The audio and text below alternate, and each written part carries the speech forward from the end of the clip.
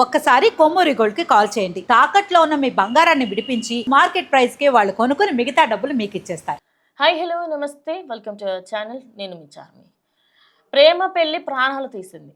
ఏంటి మళ్ళీ ప్రేమ పెళ్లి ఎందుకు ప్రాణాలు తీసింది అంటున్నారా? ఎస్, మీరు విన్నది నిజమే.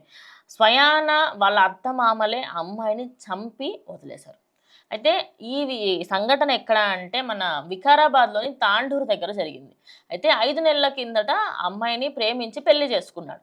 అటు అమ్మాయి వాళ్ళ ఇంట్లో ఒప్పుకోలేదు, ఇటు అబ్బాయి వాళ్ళ ఇంట్లో ఒప్పుకోలేదు. అబ్బాయి వాళ్ళ ఇంట్లో అయితే ఎవరిని తీసుకొచ్చేవరా, అసలు దీన్నెందుకు తీసుకొచ్చావరా అని చెప్పేసి అమ్మాయిని చిత్రహింసలు పెట్టడమే కాకుండా అమ్మాయిని ఇష్టం వచ్చినని మాట్లాడినారట.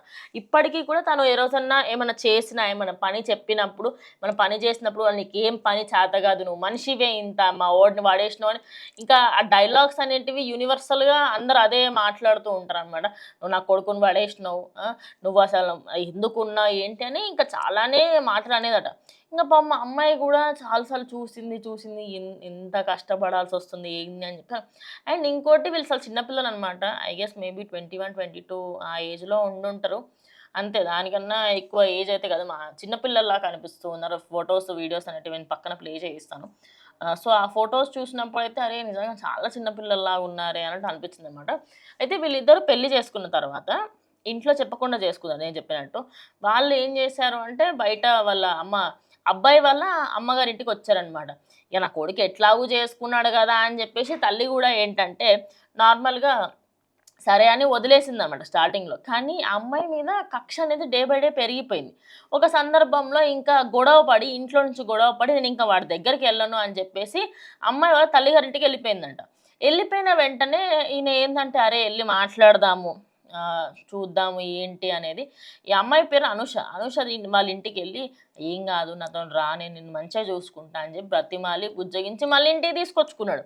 ఇంటికి తీసుకొచ్చుకున్న వెంటనే సర్ది చెప్పి అన్నీ చెప్పి ఇంటికి తీసుకొచ్చుకున్నాడు కదా, అదే రోజు రాత్రి అత్తమామలు ఇద్దరూ కలిసి చితకబాది దారుణంగా అంటే అతి దారుణంగా కొట్టి అమ్మాయిని చంపేశారు.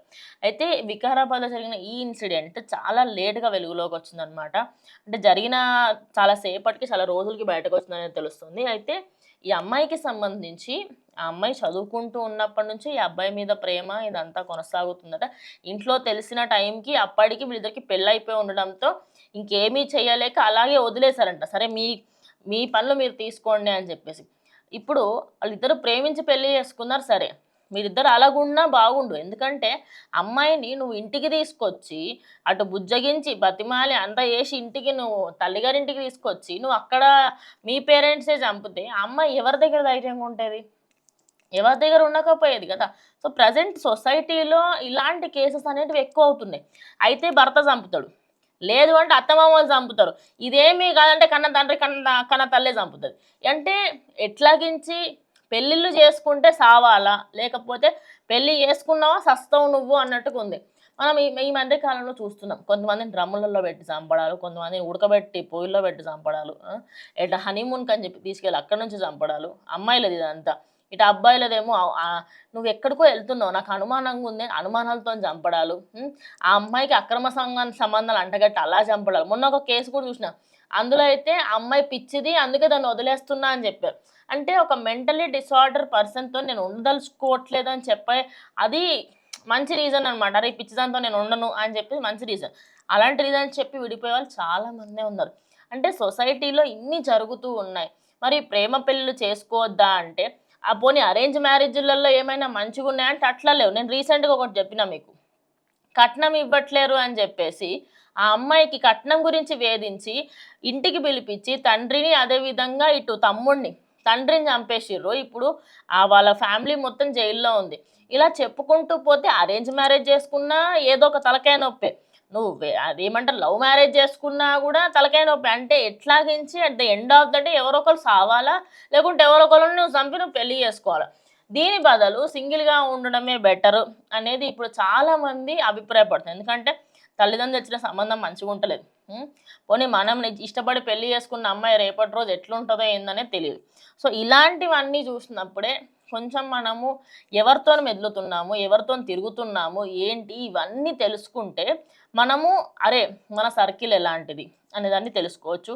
ఇంకోటి, పిల్లల్ని ప్రేమించి పెళ్లి చేసుకున్నా, లేకపోతే అరేంజ్ మ్యారేజ్లు చేసుకున్న ఆ పిల్లలకి సంబంధించి తల్లిదండ్రులు మీరేమీ చెప్పకపోతే రేపటి రోజు వాళ్ళ ప్రాణాలు పోతే మీరు కూడా బాధ్యులైన వాళ్ళు అవుతారు. ఎందుకంటే మీరు చెప్పలేదు కాబట్టే వాళ్ళంట తయారయ్యారు అని చెప్పేసి మీ మీదనే వస్తుంది.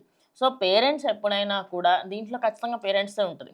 90% పేరెంట్స్దే ఉంటుంది. ఎందుకంటే మనకి సంబంధించి మనం ఎన్నో వింటూ వస్తున్నాం. చంపేశారు, చచ్చిపోయారు అని చెప్పేసి. ప్రేమ కోసం చచ్చిపోవడం అది వేరే కాన్సెప్ట్. ఇంకా సరే ఆ మనిషి లేక అన్నట్టు. ఇది అట్లా కాదు. వీళ్ళు కొట్టుకొని చచ్చిపోవడాలు. అసలు ఎందుకు చచ్చిపోతారో అర్థం కాదు. ఎందుకు చంపుతారో అర్థం కాదు. మరి ఒక మనిషి మీద అంతగానం పగ ఒక మనిషికి ఎందుకు వస్తుంది ఏంటి అంటే ఆ మనిషిని వదిలేయచ్చు, లేకుంటే ఆ ప్లేస్ నుంచి వెళ్ళిపోవచ్చు. భార్యాభర్త అయితే డివోర్స్ తీసుకోండి. ఇప్పుడు వీళ్ళిద్దరు కూడా మీకు నచ్చలేదు, వీళ్ళిద్దరు బాగానే ఉన్నారు. నిజానికి అక్కడ ప్రాబ్లం అత్తమామలు. సో ఇప్పుడు అత్తమామల నుంచి దూరంగా ఉంటే అయిపోయేది. ఇలాంటి చాలా కేసులే చూస్తూ ఉంటాం.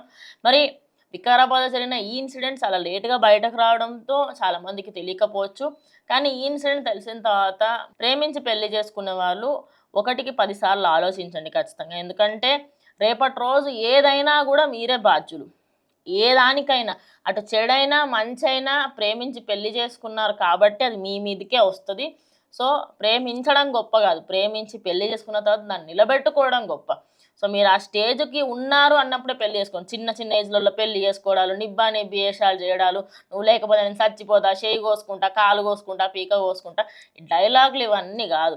నిజ జీవితంలో రియాలిటీలో బతికితే ప్రేమించే అంత ధైర్యం ఉన్నప్పుడు పేరెంట్స్ని ఒప్పించి పెళ్లి చేసుకొని ముందుకు వెళ్ళండి.